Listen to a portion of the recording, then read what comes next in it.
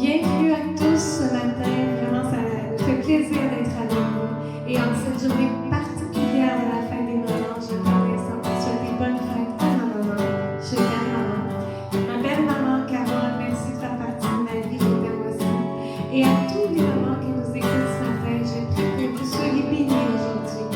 Vraiment, et comme nous les mamans, on vient de prendre du temps dans la présence de Dieu, alors c'est ce qu'on va faire ce matin. Alléluia. Amour parfait, je t'ai donné à la croix pour tout effacer de mes péchés. Je t'ai chargé sur le bois. C'est par ta grâce seule que je suis pardonné. C'est par ta grâce seule que je suis racheté. Oh, oh, merci pour la croix, ton amour pour moi. Oh, oh, ta grâce ne faillit pas.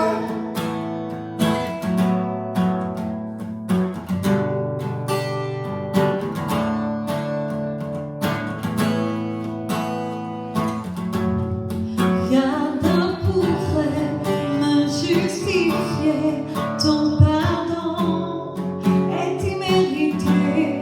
Tous mes efforts ne suffiraient à me sauver. C'est par ta grâce seule que je suis pardonné. C'est par ta grâce seule que tu m'as racheté. Oh, oh, merci pour la croix, ton amour pour moi. Oh, oh, ta grâce ne faillit pas. Oh, oh, merci pour la croix, ton amour pour moi. Oh, oh, ton grâce ne faillit pas.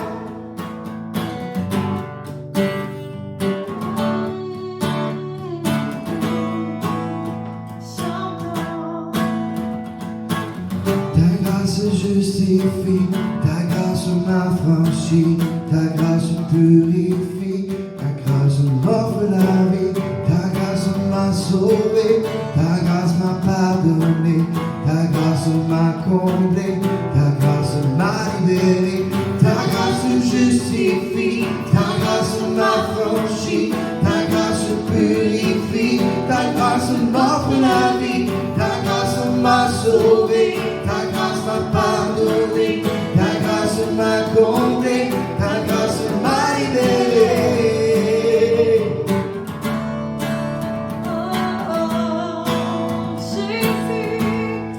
C'est par ta grâce seule que je suis pardonné. C'est par ta grâce seule que je suis rejeté. C'est par ta grâce seule que je suis pardonné. C'est par ta grâce seule que tu m'as rajouté. Oh, oh, merci pour la croix, ton amour pour moi. Oh, oh, oh, ta grâce ne faillit pas. Oh, oh, merci pour la croix, ton amour pour moi. Oh, oh, oh,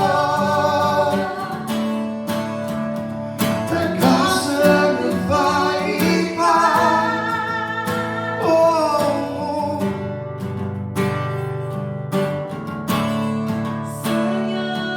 ta grâce ne faillit jamais, Jésus.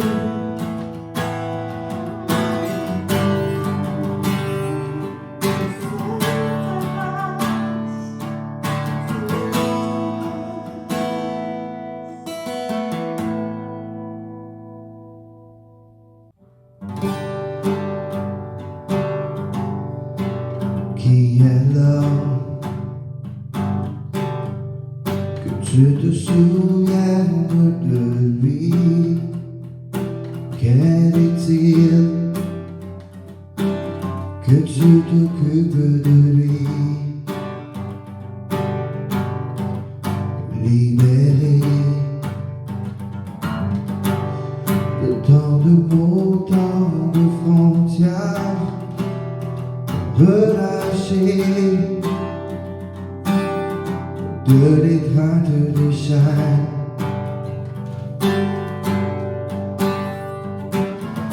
Non, rien ne pourra m'arrêter, mon cœur ne peut s'empêcher de chanter. Tout en moi peut s'écrier, car toi seul est glorifié. Emmanuel, tu es avec nous. Mon cœur chante un chant nouveau, affranchi de mon fardeau. Emmanuel, tu es avec nous. Tu sais, mon cœur est indigne et mauvais. Malgré tout, tu m'offres l'amour parfait.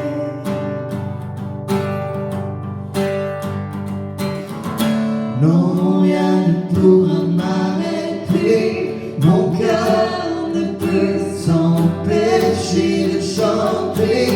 Tout en moi peut s'écrier, car toi seul est glorifié. Emmanuel, tu es avec nous. Mon cœur chante un chant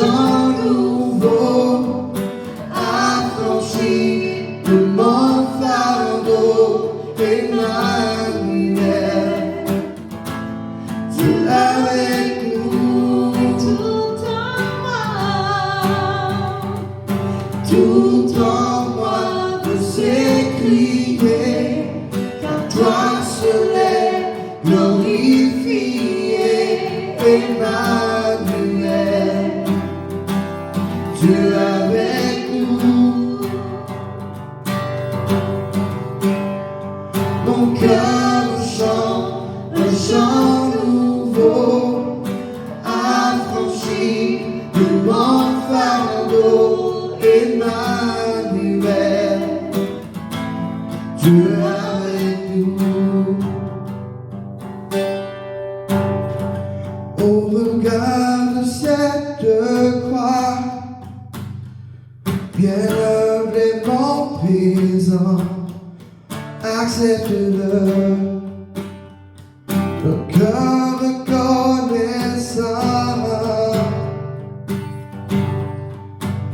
Au regard de cette croix, bien humblement présent, accepte-le, le cœur reconnaissant.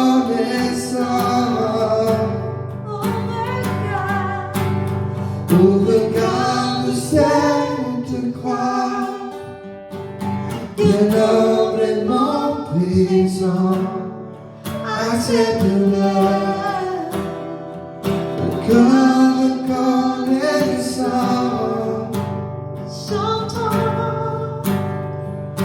Tout en moi veut s'écrier, car toi seul est glorifié. Emmanuel, Dieu avec nous. Mon cœur chante un chant nouveau, affranchi de mon fardeau. Emmanuel, Dieu avec nous. Dieu avec nous. Seigneur, te louons.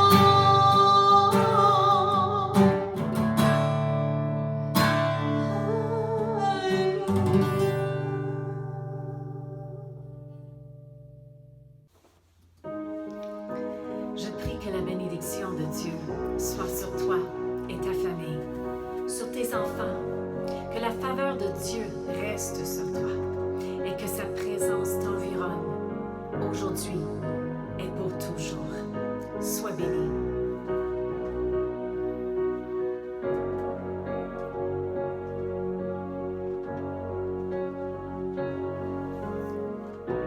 Dieu te bénit et te garde. Il rayonne sur toi, t'accorde sa grâce. Ton Dieu seul tourne vers toi, te donne paix.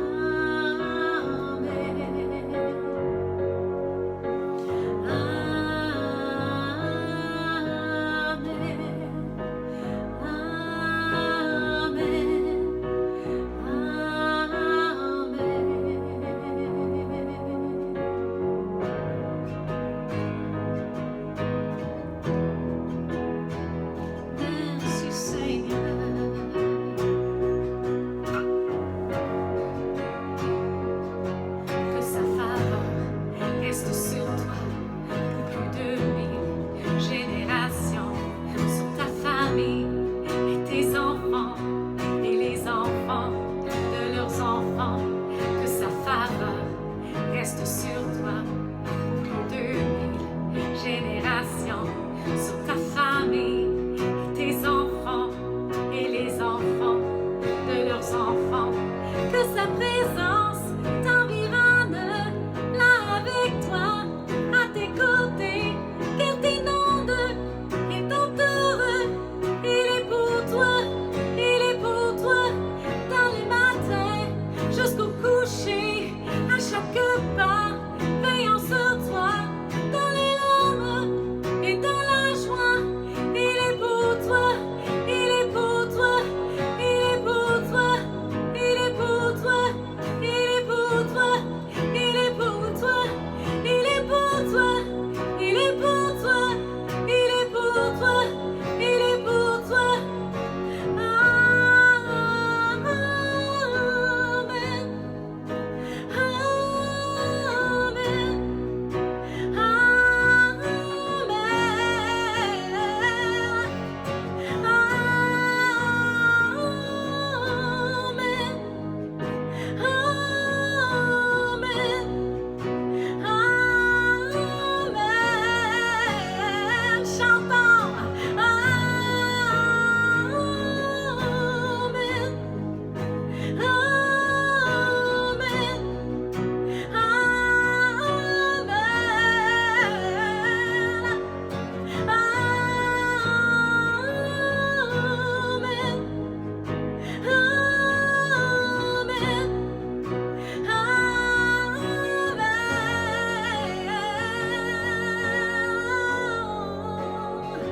Merci Seigneur, merci pour la bénédiction sur nos vies, sur nos familles, sur nos enfants. Alléluia, dans nos gloires, alléluia.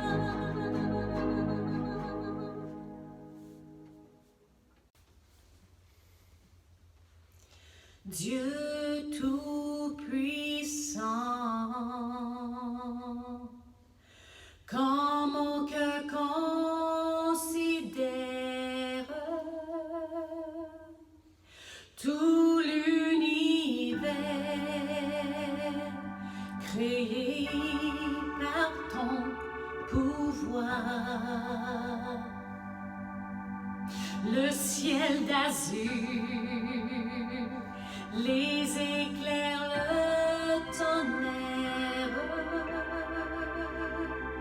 le clair matin ou les ombres du soir. De tout mon être,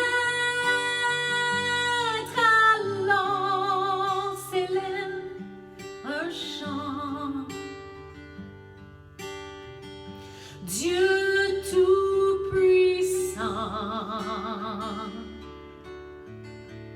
que tu es grand.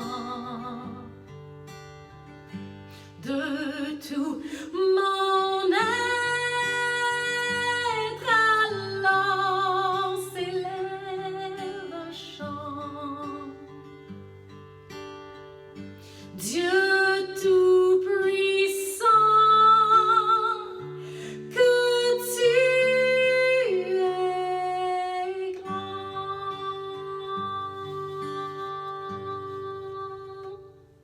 Le roi dans sa beauté, vêtu de majesté, la terre est dans la joie, la terre est dans la joie, sa gloire resplendit, l'obscurité s'enfuit au son de sa voix, au son de sa voix. Combien Dieu est grand, chante combien Dieu est grand, et tous verront combien Dieu est grand.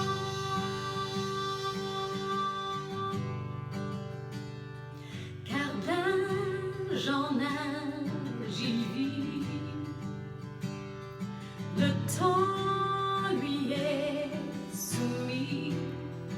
Commencement et fin, commencement et fin. Céleste Trinité, Dieu d'éternité, il est l'agneau divin, il est l'agneau divin. Combien Dieu est grand, chantons-le combien Dieu est grand, et tous verront combien Dieu est grand.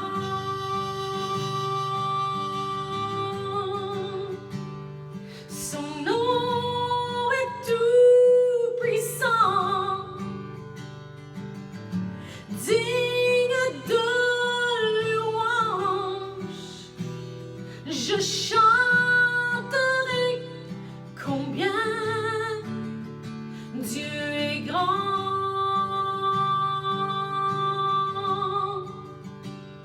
Son nom est tout puissant,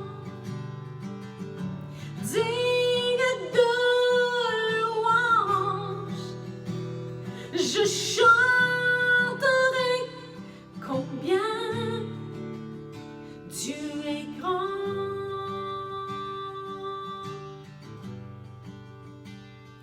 Combien Dieu est grand. Chantons-le combien Dieu est grand, et tous verront combien Dieu est grand.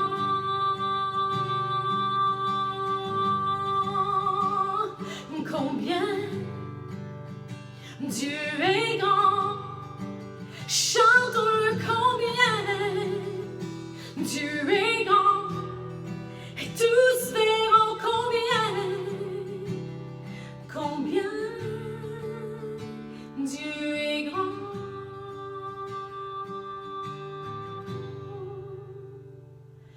Quand mon Sauveur, éclatant de lumière, se lèvera de son trône éternel,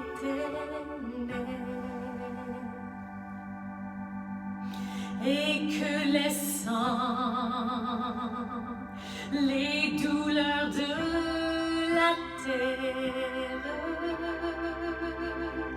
je pourrai voir les splendeurs de son ciel. De tout mon être, alors s'élève un chant. Dieu tout-puissant, que tu es grand. De tout mon être, alors s'élève un chant. Dieu tout-puissant, que tu es grand.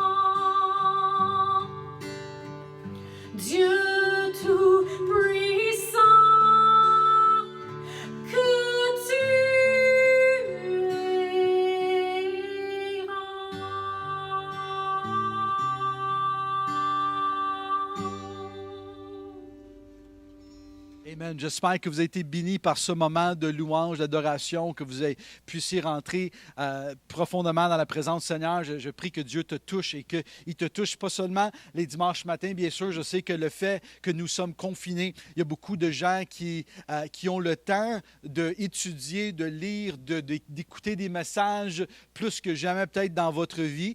Fait que de ce côté-là, je crois que le Saint-Esprit est en train de bâtir, de édifier, d'encourager l'Église. J'entends des témoignages un peu de tous les côtés de ce que Dieu est en train de faire. Des chrétiens de longue date qui sont toujours passionnés pour le Seigneur, mais qui trouvent un moment de voir Dieu, de rencontrer Dieu comme qu'ils n'ont jamais vu auparavant. D'autres personnes qui sont éloignées de Dieu, comment que l'Esprit de Dieu est en train de les ramener vers lui. Fait que toutes sortes de témoignages. Merci pour tous ceux qui nous écrivent ou que vous partagez vos témoignages. On a reçu récemment quelqu'un qui voulait devenir membre de l'Église que je viens de savoir qui ont écrit je donne ma vie à Jésus, je veux devenir membre de l'Église et je veux jamais retourner dans le monde, je veux vivre pour lui avec tout mon cœur. Fait que c'est le désir de mon cœur comme pasteur, c'est exactement ça, c'est de voir des gens qui étaient loin de Dieu se revenir à Dieu, se reconsacrer à Dieu, de vivre une vie proche avec le Seigneur et d'avoir une rencontre avec Dieu. Pas une rencontre de religion, une rencontre de mystique spirituelle, mais une rencontre avec le Prince de paix, une rencontre avec Jésus-Christ, qui est le seul Sauveur et le seul Seigneur, la seule personne qui peut toucher ou changer votre vie, Jésus. Et ça, c'est le désir de mon cœur et ça m'excite d'entendre des témoignages. On a un autre témoignage d'une famille entière, je l'ai annoncé dimanche passé, qui était musulmane, qui ne voulait rien savoir de Jésus, de la Bible, mais à cause de ces messages sur la prophétie, ils voyaient comment Dieu avait prophétisé des choses d'avance et qui sont accomplies. Toute la famille a donné leur vie au Seigneur. Ils veulent tous se faire baptiser. Fait que Dieu est bon, Dieu est grand. On sert un Dieu extraordinaire. Je vous encourage, si vous êtes chrétien, ça fait longtemps que vous marchez avec le Seigneur, de ne pas perdre cet enthousiasme, ce feu que tu as eu une fois dans votre vie, mais de garder ton cœur et ton esprit enflammés pour le Seigneur. Quelques annonces rapidement ce matin avant qu'on rentre dans le message. Premièrement, laissez-nous savoir de où que vous êtes en ce moment, quelle région autour de Montréal, Laval, Blainville, Rive-Nord, Rive-Sud, peu importe. Laissez-nous savoir de où que vous êtes en train d'écouter.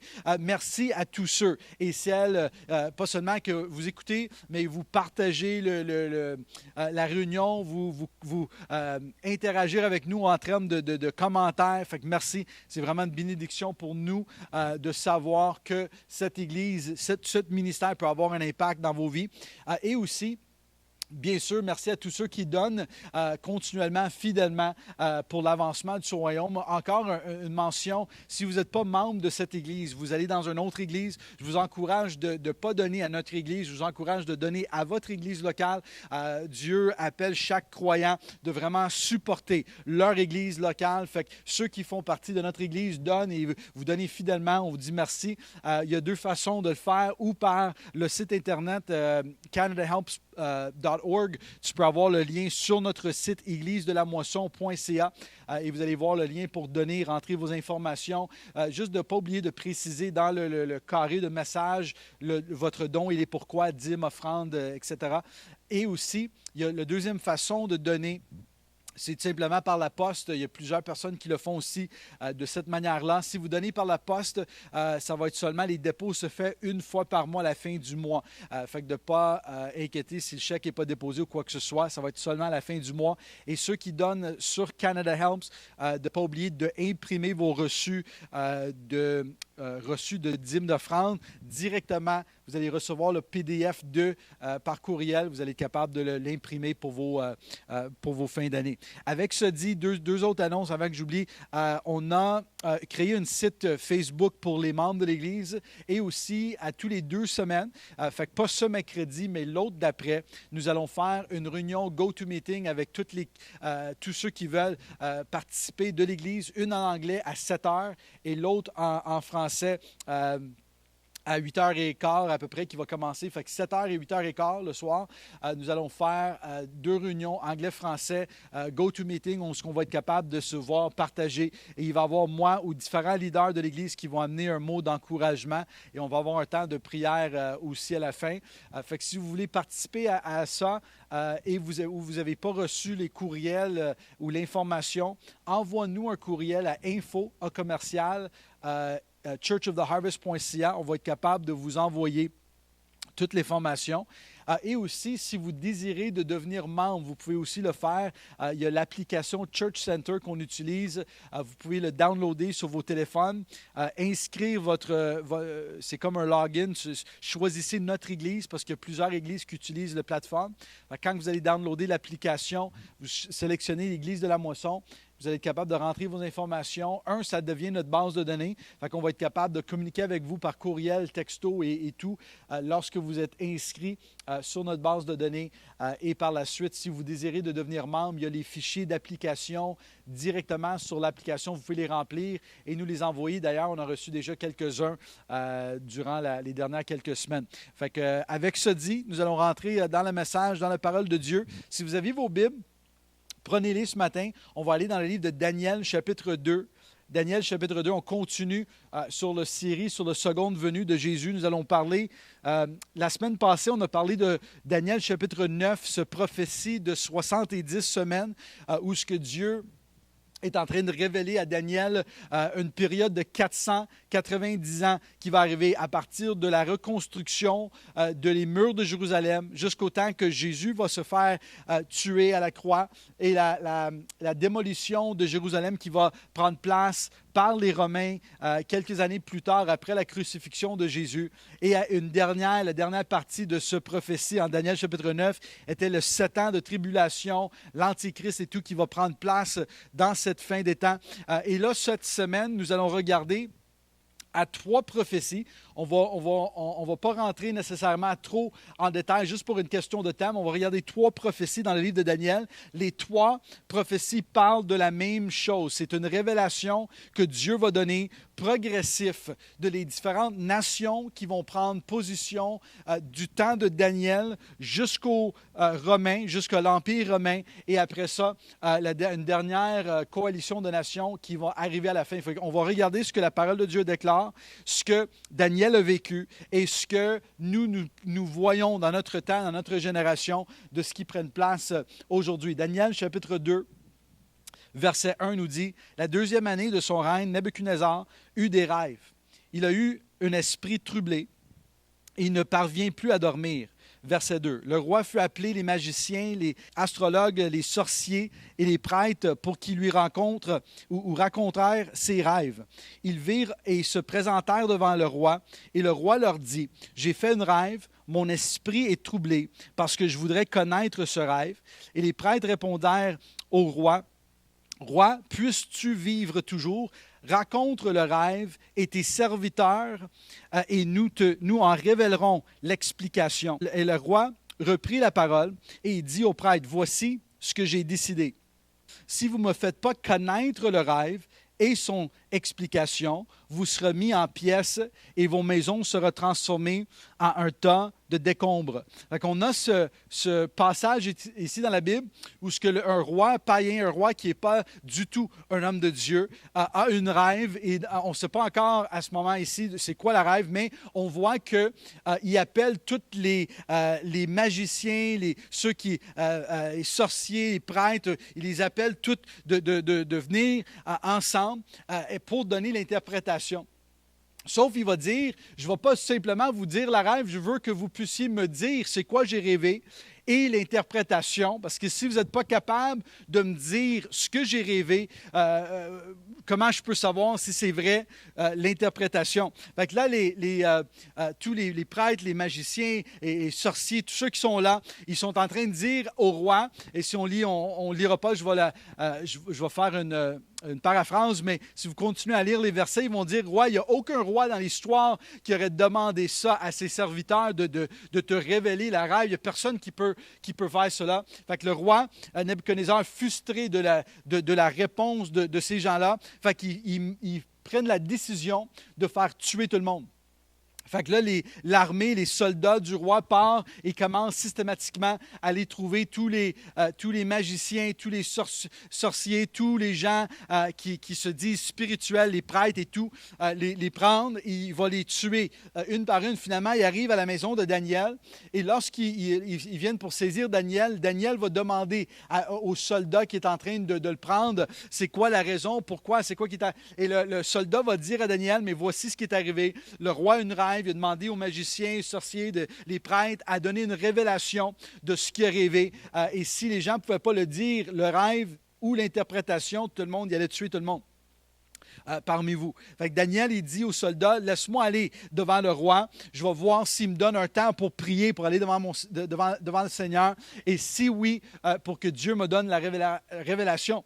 Fait que le soldat l'amène, il va devant le roi Nebuchadnezzar, et Daniel demande pour avoir du temps. Nebuchadnezzar, le roi, lui donne ce temps. Daniel s'en va, il prie, et Dieu va donner la révélation à Daniel de ce que Nebuchadnezzar avait rêvé et l'interprétation de la rêve. On va y aller dans Daniel chapitre 2, verset 27. On va prendre l'histoire de là. Daniel fut cette réponse devant le roi. Ce que le roi demande est un secret que les sages et les astrologues, les magiciens et les divins ne sont pas capables de lui révéler. Cependant, il y a dans le ciel un Dieu qui dévoile les secrets et qui fait connaître au roi Nebuchadnezzar ce qui arrivera dans l'avenir. Voici ton rêve et les visions que tu as eues sur ton lit. Avant de rentrer dans la rêve, avant de rentrer dans ce que Nebuchadnezzar a eu comme vision, comme rêve, j'aimerais ça relire le verset 28 parce que une des choses qui m'a frappé, une des choses que j'aime de Daniel ici, il va dire au roi, vous avez fait une demande.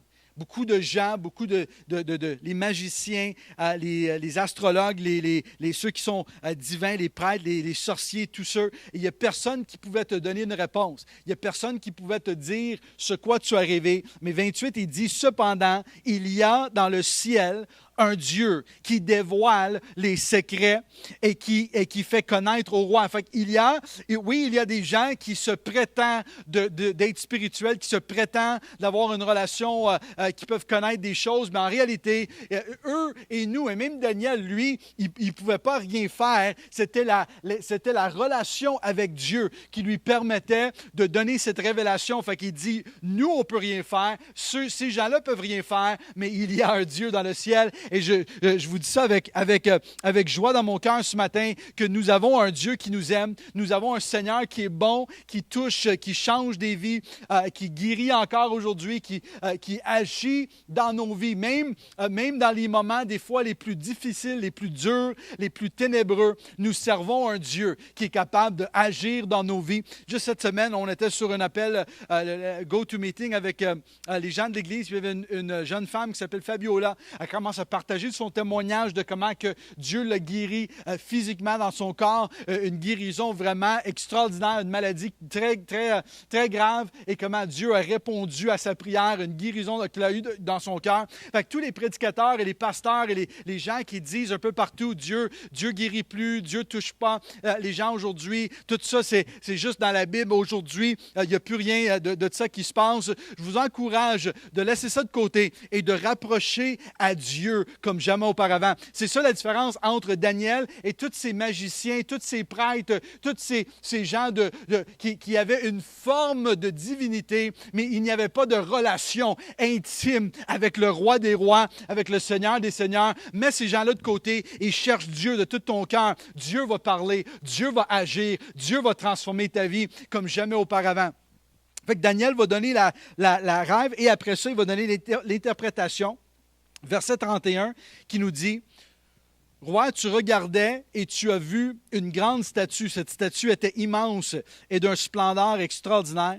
Elle était debout devant toi et son aspect était terrifiant. La tête de cette statue était en or pur, sa poitrine et ses bras en argent, son ventre et ses cuisses en bronze, ses jambes en fer et ses pieds en partie en fer et en partie en argile. Pendant que tu regardais, une pierre s'était détachée sans aucune intervention extérieure. Elle a frappé les pieds en fer et en argile de la statue et l'a pulvérisé. Le fer, l'argile, le bronze, l'argent et l'or ont alors été pulvérisés ensemble et ils sont devenus pareils à la balle qui s'échappe d'un air de battage en été et le vent les emporte et on n'a plus trouvé aucune trace de eux. Quant à la pierre qui a frappé le statue, elle est devenue une grande montagne et a rempli toute la terre. Fait qu'ici, Daniel est en train de révéler cette rêve et vers la fin du message, on va lire la réponse de Nebuchadnezzar le fait que Daniel pouvait lui dire ce quoi qu'il a rêvé. C'est une des plus belles déclarations, à mon avis, dans la Bible, de quelqu'un qui n'était pas croyant, qui n'était pas un homme de Dieu, de voir sa réaction face à la révélation que Daniel vient de lui donner. Fait qu'ici, Daniel est en train de lui révéler cette rêve qu'il y a eu. Il y a eu une statue, la tête en or, les bras, chest en argent. Après ça, l'estomac en bronze, les jambes en fer. Et après ça, les pieds, un mélange de fer et d'argile. Fait qu'on a cette statue qui représente, et Daniel va donner la révélation dans les prochains versets. Il va dire, voici la révélation de ce statut. Ça représente, tu es le tête, tu es l'empire à la tête en or, mais voici la révélation de Dieu que chacun de ces aspects de cette statue représente une nation qui va venir une après l'autre jusqu'au temps qu'il y a une dernière coalition de nations qui représente les 10 pieds, un mélange de fer et d'argile. Et il va y avoir une pierre qui va venir et qui va écraser le tout en parlant bien sûr de la fin de toute chose, du retour de Jésus, de l'établissement du royaume de Dieu.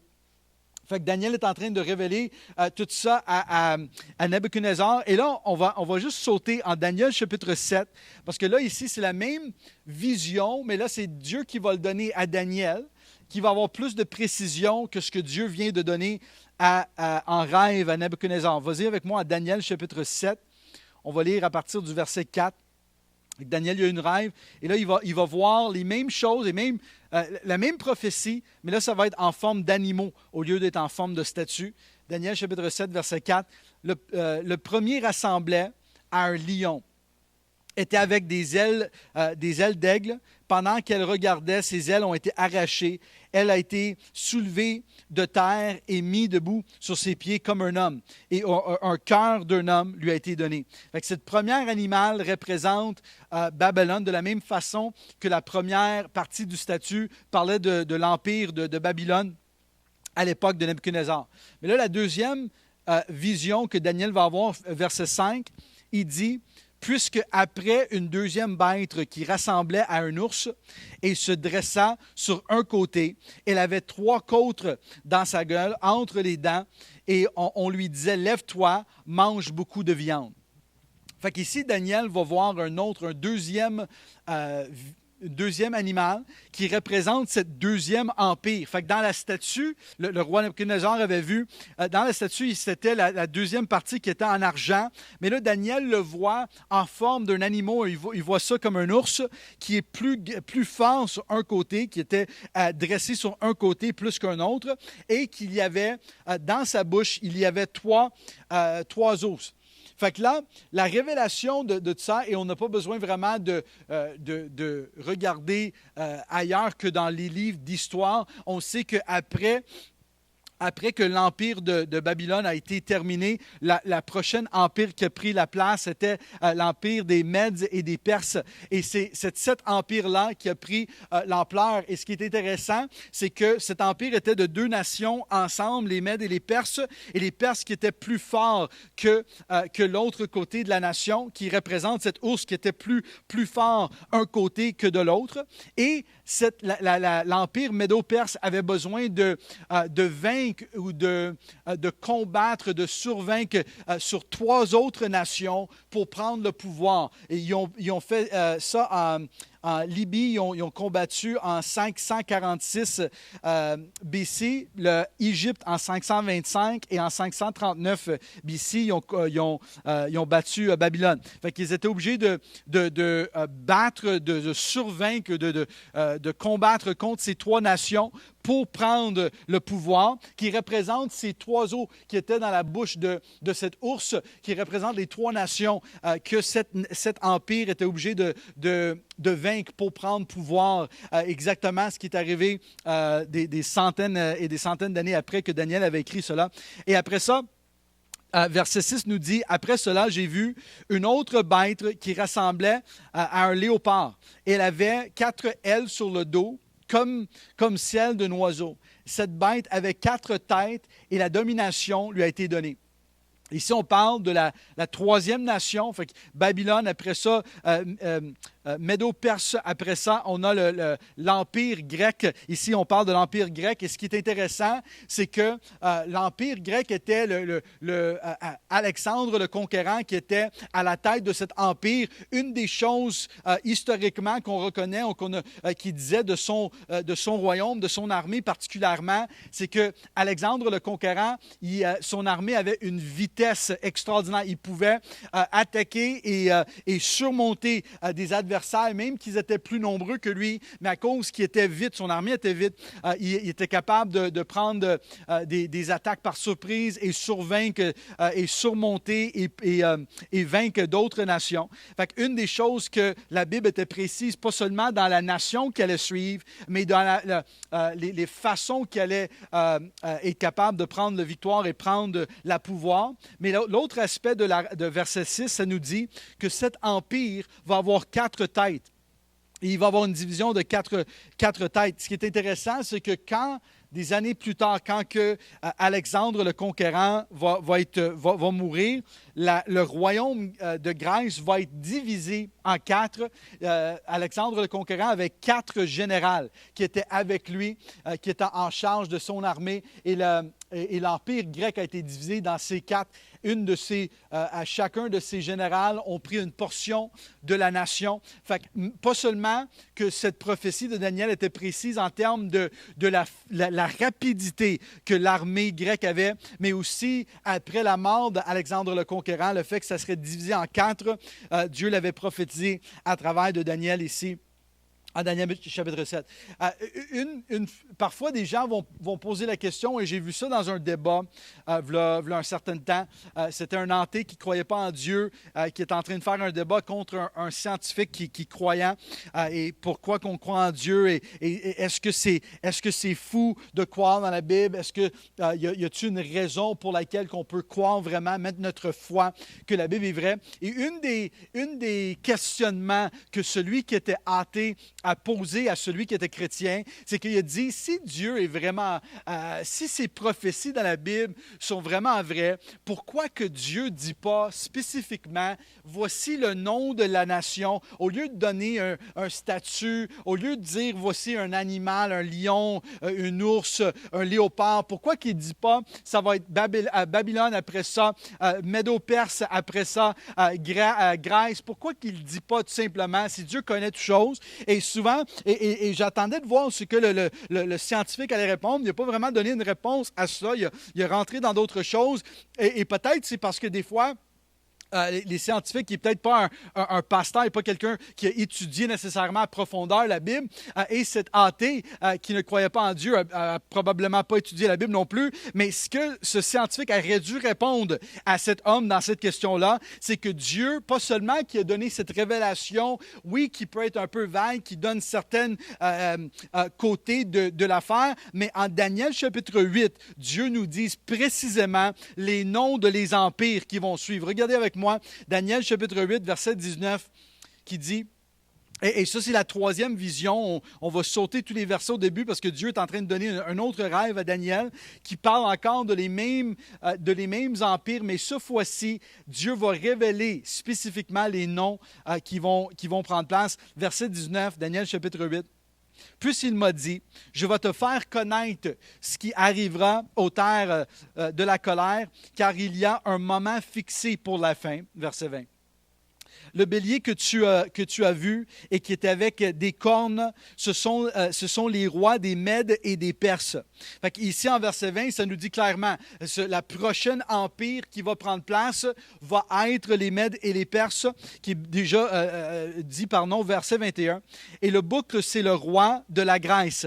La grande corne, c'est ses yeux, et c'est le premier roi, verset 22. Et les 4 cornes qui l'ont remplacé une fois qu'il a été brisé, ce sont les 4 royaumes qui surgent de cette nation, mais sans avoir autant de force qu'elle. Fait qu'ici, on voit que Dieu, pas seulement qu'il donne une prophétie vague avec simplement des illustrations d'animaux, puis on essaie de décortiquer quelle nation vient, il est spécifique. Il dit, voici les noms des nations qui vont suivre, une après l'autre. Fait que lorsque tu entends quelqu'un qui ne connaît pas vraiment la Bible, qui essaie de faire des accusations contre Dieu, car la Bible, c'est rempli de fausses histoires.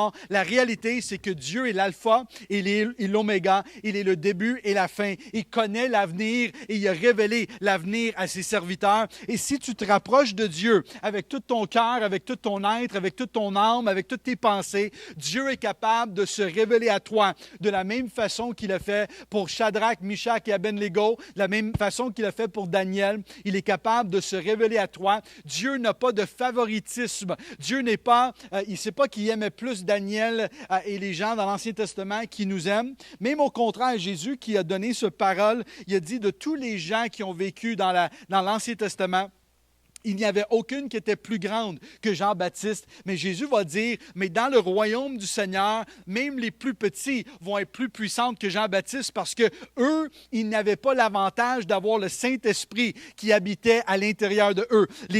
Moïse avait besoin de construire une tabernacle dans le milieu du désert. Il avait besoin d'avoir un système pour se rapprocher, pour rentrer une fois par année. Le haut sacrificateur, le prêtre pouvait rentrer une fois par année dans la présence du Seigneur où il y avait l'arche de l'Alliance. Maintenant, tu n'as pas besoin de trouver un endroit particulier. Tu n'as pas besoin d'aller dans un endroit où il y a l'arche de l'Alliance. Tu deviens l'arche de l'Alliance parce que tu deviens le temple du Saint-Esprit où l'Esprit de Dieu peut habiter à l'intérieur de toi. Il peut te guider, il peut te transformer, il peut te délivrer, il peut te sauver, et il peut te démontrer les choses à venir de la même façon qu'il a fait pour Daniel, qu'il a fait pour Jérémie, qu'il a fait pour Isaïe, il peut le faire pour toi et pour moi. Fait que je vous encourage de donner votre vie à Jésus. Et si vous êtes sauvé, né de nouveau, je vous encourage de continuer à marcher pour Dieu jour après jour, sans relâcher, sans devenir tiède ou sans devenir avec une manque d'amour pour le Seigneur, mais au contraire, de vous garder enflammé pour Dieu avec tout votre cœur, votre pensée, votre être. Parce qu'on sert un grand Dieu, on sert un Dieu qui est bon. On sert un Dieu qui agit encore dans notre vie aujourd'hui. J'aimerais ça regarder aussi ce que Nebuchadnezzar avait dit à Daniel, avant qu'on retourne en Daniel chapitre 7, en Daniel chapitre 2, versets 46 et 47, ça nous dit ceci. Alors le roi Nebuchadnezzar tombera le visage contre terre et se prosternera devant Daniel. Il ordonne qu'on offre des sacrifices et des parfums en son honneur. Et le roi adressa la parole à Daniel et il dit, « C'est certain que c'est votre Dieu qui est le Dieu des dieux et le Seigneur des rois. Il dévoile les secrets puisque tu peux dévoiler celui-ci. » Fait que juste relire encore ce que Nebuchadnezzar va dire à Daniel. C'est certain. C'est certain. Voici les paroles d'un homme qui ne croit pas en Dieu, un roi pas croyant qui dit, c'est certain que votre Dieu, qui est le Dieu des dieux et le Seigneur des seigneurs, il dévoile les secrets. J'aimerais ça vous dire quelque chose. Si un roi qui n'est pas croyant est capable de déclarer, ton Dieu est le vrai Dieu, ton roi est le vrai roi, il est le roi des rois, il est le Seigneur des seigneurs, il est le Dieu des dieux, encore plus nous, que nous avons une relation avec Dieu, nous ne devrions pas être gênés de dire notre Dieu est le roi des rois. Il est le sauveur il est le Seigneur des seigneurs. Il est le prince de paix. Il est capable d'agir dans nos vies encore aujourd'hui. Et juste pour m'encourager un peu et encourager les autres qui écoutent, si Dieu a fait quelque chose dans votre vie, le Dieu que Nebuchadnezzar parlait, le roi des rois, le Dieu qui est plus puissant que tous les autres dieux, si ce Dieu, le Dieu d'Abraham, Isaac et Jacob, si ce Dieu a fait quelque chose pour toi, prenons un instant, écrivez-le. Et il t'a guéri, il t'a transformé, il t'a délivré, peut-être un témoignage. Soyons pas gênés de déclarer ce que Dieu a fait pour ta vie. Amen. On a un grand Dieu. Retournons quelques instants en Daniel chapitre 7. On arrive à la fin. Daniel chapitre 7 qui nous dit, verset 7, « Après cela, j'ai vu dans mes visions nocturnes une quatrième bête, redoutable, terrible, extraordinairement puissante. Elle avait de grandes dents en fer et elle mangeait, brisait, piétinant ce qui restait. Elle était différente de toutes les autres bêtes précédentes et elle avait 10 cornes, verset 8. Et je regardais les cornes, j'ai vu une autre petite corne sortir au milieu d'elle. 3 des premières cornes ont été arrachées devant elle. Et sur cette corne, il y avait des yeux pareils à ceux d'un homme et une bouche qui parlait avec arrogance. Fait qu'ici, on voit la dernière partie de cette prophétie qui est la même que ce que Dieu avait donné à Nebuchadnezzar de les derniers, l'empire de Rome qui représente les jambes de fer, mais aussi on parle de la dernière royaume qui va être une coalition de nations qui vont sortir, qui va être une reconstruction de l'ancien empire romain, mais qui va avoir plusieurs nations qui vont venir ensemble. Et de ces nations-là, il va y avoir l'Antichrist qui va se présenter, cette petite corne qui a une voix, des yeux d'un homme, une parole d'arrogance qui va monter et qui va prendre 3 des nations. Fait qu'il y a 3 des nations qui vont avoir le pouvoir direct dessus ces nations-là. Il va prendre pouvoir sur ces nations-là. Mais c'est cette coalition de nations qui viennent d'une reconstruction de l'Empire romain qui va être ou qui va permettre à l'Antichrist d'agir cette dernière période de temps, tribulation, 7 ans de tribulation et le retour de Jésus. D'ailleurs, Daniel va prophétiser ce retour de Jésus. Tout de suite après qu'il a vu cela, en Daniel chapitre 7, versets 13 et 14, qui dit « Pendant que je regardais dans mes visions, j'ai vu quelqu'un qui ressemblait à un fils de l'homme et qui est venu avec les nuées du ciel et s'est avancé vers l'ancien des jours. Et on le fait approcher de lui et on lui a donné la domination, la gloire et la reine et tous les peuples, les nations, les hommes et de tous les langues l'ont suivi. Sa domination est une domination éternelle qui ne cessera pas et son royaume ne sera jamais détruit. » Donc on parle ici prophétiquement, Dieu qui dit il va y avoir plusieurs nations, commencer avec Babylone à l'époque de Daniel, après les Mèdes et les Perses, après ça l'Empire grec, après ça c'est l'Empire romain qui a une force. Et une des choses qui était caractéristique de l'Empire romain, c'est que leur armée était très puissante. Ils détruisaient toutes les autres armées pas facilement, mais avec beaucoup de force et beaucoup de puissance. Et que finalement, cette dernière coalition de nations qui va être un mélange de nations reconstruites, moitié fer et moitié argile, qui représente, il va y avoir une portion de ces nations qui vont être de Europe, qui vont être de l'endroit où l'Empire romain était, et de l'argile qui représente d'autres nations qui peut-être qui ne faisaient pas partie de l'Empire romain à l'époque, mais qui vont venir ensemble dans le dernier jour, une coalition de nations pour justement permettre à l'Antichrist de prendre pouvoir dans les derniers jours. Et juste pour vous donner une idée où ce qu'on est présentement, juste pour que vous puissiez appliquer ce que ça dit dans notre jour.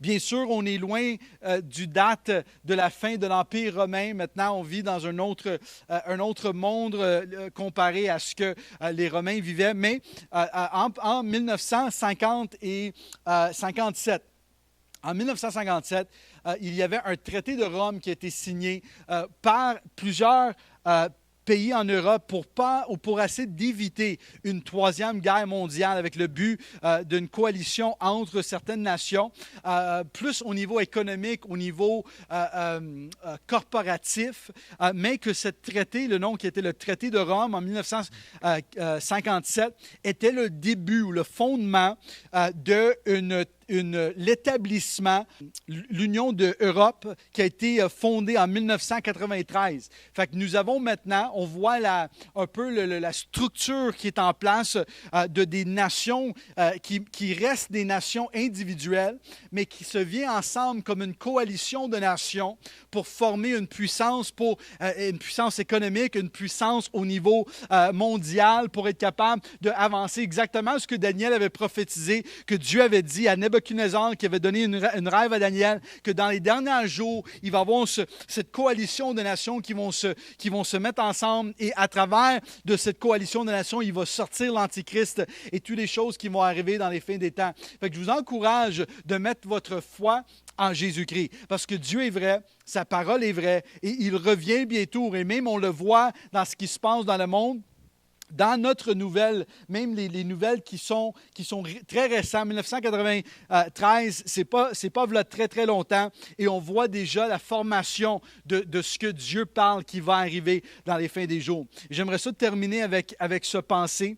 Vas-y avec moi en 1 Thessaloniciens, chapitre 5. On va lire de versets 1 à 11. Avant qu'on lit ce passage en terminant, j'aimerais ça vous donner 4 pensées de tout ce qu'on a parlé ensemble. Premièrement, Dieu connaît toutes choses. Fait que de la manière que Dieu a donné cette révélation à Daniel de les choses qui allaient prendre place, Dieu qui avait révélé à d'autres hommes, Jérémie qui a prophétisé de les choses à venir, Isaïe qui a prophétisé des choses à venir, le roi David dans les psaumes qui a écrit des prophéties qui parlaient de la crucifixion de Jésus au point où ce que même le roi David qui mentionne qu'il y a des gens qui vont jeter des sorts pour les vêtements de Jésus au pied de la croix, tout qui a été prophétisé des centaines et des milliers d'années avant que Jésus arrive sur la terre. Dieu connaît toutes choses. Dieu a révélé les choses à venir à travers de différentes personnes dans l'histoire, à travers de sa parole. Et que tout ce que Dieu a dit est arrivé jusqu'à date. Tout ce que Dieu a prophétisé à Daniel, à Jérémie, à Isaïe et toutes les autres est arrivé exactement comme Dieu l'a prophétisé. La naissance de Jésus, Dieu avait prophétisé d'avance qu'il serait né à Bethléem, qu'il va être obligé de fuir en Égypte. Tout est arrivé exactement comme Dieu avait prophétisé que ça arriverait. Et là, même Daniel ici, toutes les nations, une après l'autre, de Babylone à Médo-Perse, de Grèce à Rome, tout était exactement comme Dieu l'a dit, avec toutes les mêmes caractéristiques que Dieu l'a prophétisé dans sa parole. Fait que je vous encourage de croire et de saisir l'importance de vivre pour Dieu, parce que de la même manière que tous les autres prophéties que Dieu a dit sont accomplies exactement de la façon que Dieu l'a dit, la dernière partie de cette prophétie qui parle de cette coalition de nations, qui parle de l'Antichrist qui va s'élever, qui parle de les 7 ans de tribulation, le second venu de Jésus qui va arriver à la fin de 7 ans de tribulation, ce que Daniel avait vu comme ce rêve que Jésus va venir établir son royaume. Toutes ces autres prophéties qui ne sont pas encore arrivées vont arriver de la même manière que tout ce que Dieu avait dit précédemment, avant, sont arrivés. Fait que si vous... c'est le moment de vivre pour Dieu. Ce n'est pas le moment d'avoir de l'anxiété ou de peur ou de crainte dans la vie. C'est le temps de se rapprocher de Dieu plus que jamais auparavant. Et dernière pensée, vas-y avec moi en 1 Thessaloniciens, chapitre 5. On va lire de versets 1 à 11. Paul qui parle et dit « En ce qui concerne les temps et les moments, vous n'avez pas besoin, frères et sœurs, que je vous écris à ce sujet. En effet, vous savez bien vous-même que le jour du Seigneur viendra comme une voleur dans la nuit. » Fait que Paul qui précise, vous n'avez pas besoin que je vous le rementionne, mais il va le rementionner, que le retour du Seigneur va venir comme une voleur dans la nuit. Lorsque les gens vont pas ils seront pas prêts, ils vont pas s'attendre à ça. Jésus va revenir, verset 3. Quand les hommes diront paix et sécurité, alors une ruine soudaine fondra sur eux. Comme les douleurs sur la femme enceinte, ils n'échapperont pas. Verset 4. Mais vous, frères et sœurs, vous n'êtes pas dans les ténèbres parce que ce jour vous surprenne comme une voleur. Verset 5. Vous êtes tous des enfants de la lumière et des enfants du jour. Nous ne sommes pas de la nuit ni de les ténèbres. Nous ne dormons pas comme les autres, mais nous veillons et nous soyons sobres. En effet, ceux qui dorment la nuit, et ceux qui s'enivrent la nuit. Mais nous qui sommes du jour, soyons sobres.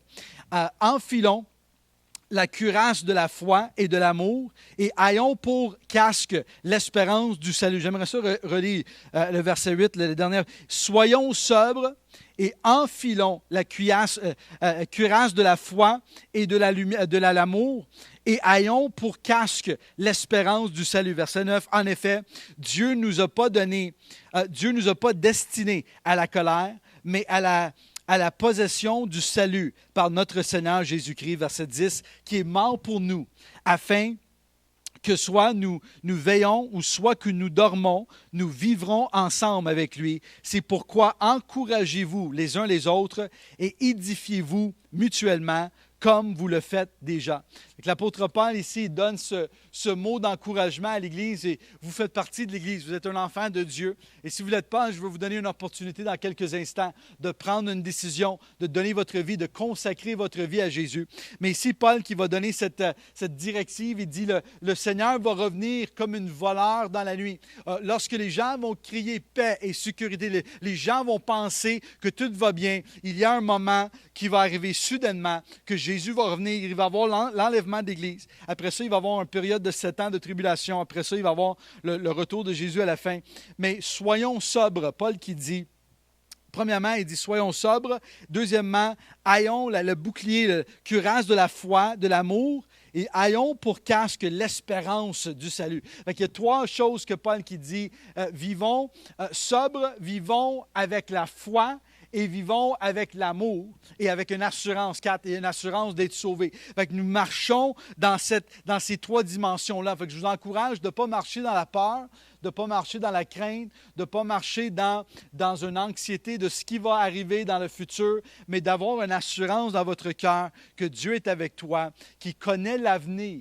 Il l'a déjà dit à Daniel, il l'a déjà révélé à ses prophètes, on a sa parole qui est une révélation progressive de ce que Dieu a fait, de ce que Dieu a accompli et de ce que Dieu va accomplir dans l'avenir. Fait que je vous encourage de donner votre vie à lui, de suivre Jésus, de marcher pour lui, de donner votre cœur entièrement à lui. Ce n'est pas le moment de vivre à la moitié pour Dieu et la moitié dans le monde. C'est un moment de consacration. Que tu te consacres entièrement à Dieu. Et je veux parler peut-être pendant quelques instants à ceux et celles que vous m'écoutez peut-être et votre vie a pris un détour. Il y avait un temps dans votre vie que tu étais proche de Dieu. Il y avait un moment dans votre vie où même tu as grandi dans l'Église, tu as joué peut-être le piano, tu as joué à l'Église. Même certaines, peut-être, vous m'écoutez et vous avez prêché la parole. Vous étiez dans des positions, des ministères de leadership et pour X raisons, vous avez pris un cheminement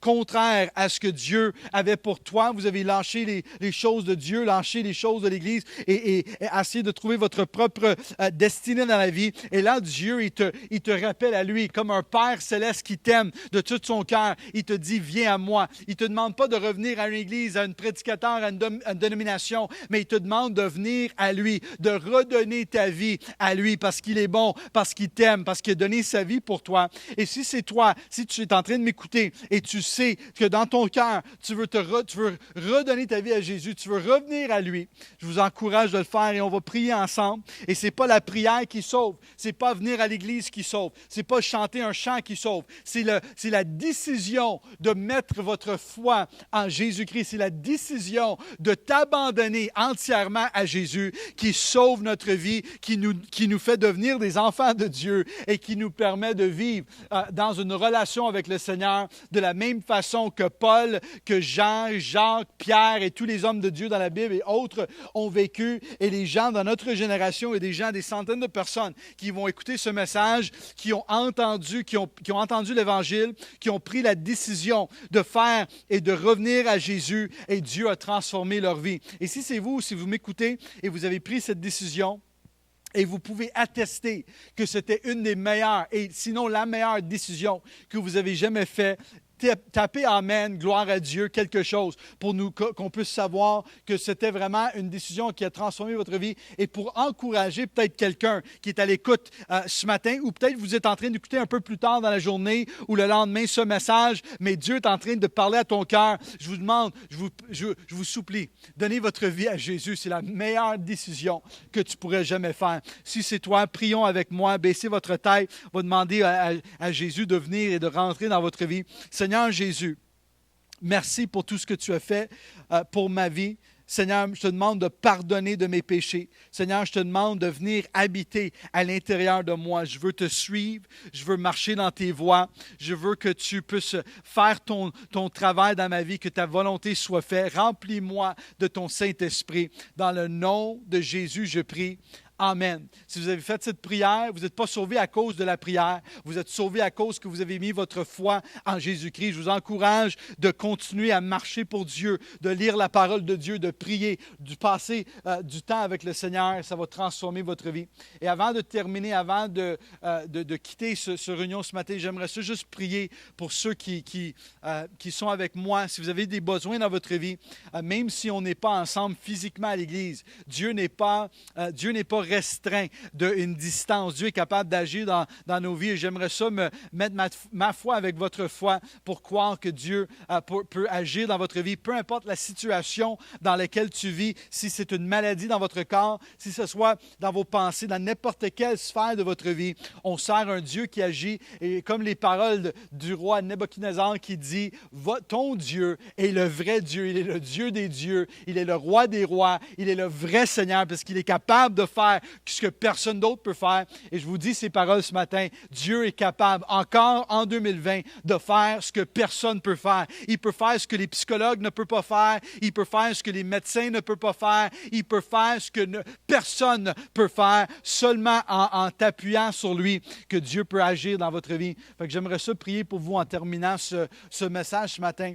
Seigneur, merci pour tous ceux et celles qui sont à l'écoute avec moi. Seigneur, je prie que tu puisses inonder, toucher leur vie, leur maison, leur cœur. Seigneur, s'ils ont besoin d'une guérison physiquement dans leur vie, que tu agis maintenant dans leur maison, dans leur corps. Seigneur, s'ils ont besoin d'une touche dans leurs pensées, peu importe dans les relations, peu importe dans quelle sphère de leur vie, Seigneur, ta parole déclare, lorsque 2 ou 3 se réunissent ensemble dans son nom et on te demande quoi que ce soit, selon ta parole, tu vas l'accorder. Seigneur, je te demande d'agir dans les vies et dans les cœurs de tes enfants aujourd'hui. Dans le nom de Jésus, le nom qui est au-dessus de tout autre nom, ce précieux nom de Jésus. Et toute l'Église dit Amen, Amen. Tapez Amen, gloire à Dieu, Alléluia. On est content que tu sois avec nous ce matin. C'est vraiment toujours un privilège pour moi d'avoir l'opportunité de prêcher cette parole. Je le considère comme un privilège d'être utilisé par Dieu pour être pasteur et pour prêcher. Et merci de m'accorder ce temps ensemble ce matin. Si vous avez si vous avez des requêtes de prière, vous pouvez toujours nous les envoyer à travers de notre site ou info@churchoftheharvest.ca. Tu peux nous les envoyer par courriel. Ça va nous faire plaisir de prier pour vous. Si vous avez des besoins, d'autres besoins aussi, laissez-nous savoir. Si on peut vous aider, on va mobiliser les gens. On va essayer de faire ce qu'on peut pour aider tous ceux qui ont besoin. L'Église est là, pas juste pour prêcher, pas juste pour chanter, pas juste pour prier, mais aussi pour agir dans les vies des gens. Et aussi, je veux juste, en terminant, un grand merci à tous les bénévoles de Provision Laval qui sont les vendredis, les samedis, les lundis, les dimanches qui s'en vont chercher, les dimanches après-midi, qui mettent tout en place. Ma mère Léna qui est en charge de tout ça, son mari François, Larry Molloy, Tracy Molloy, il y a toute une gang de bénévoles, de leaders de l'Église qui s'en occupent de nourrir des centaines de personnes qui ont besoin dans ces moments. Fait que merci à tous ceux et celles qui aident, qui donnent aussi à l'Église pour qu'on puisse continuer à avancer pour l'avancement du royaume de Dieu, mais aussi pour faire un impact dans les vies des gens. Merci, je vous aime beaucoup. Soyons bénis, bonne semaine et on vous voit dimanche prochain à 9h15.